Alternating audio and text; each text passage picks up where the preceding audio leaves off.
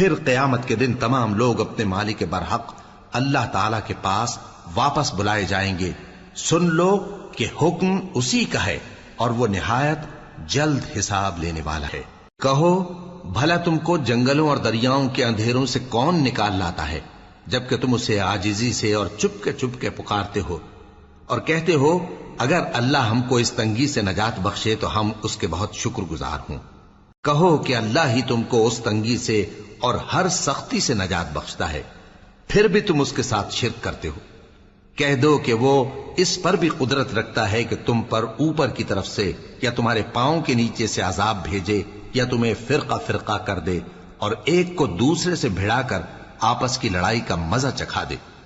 دیکھو ہم اپنی آیتوں کو کس کس طرح بیان کرتے ہیں تاکہ یہ لوگ سمجھیں، اور اس قرآن کو تمہاری قوم نے جھٹلایا حالانکہ یہ سراسر حق ہے۔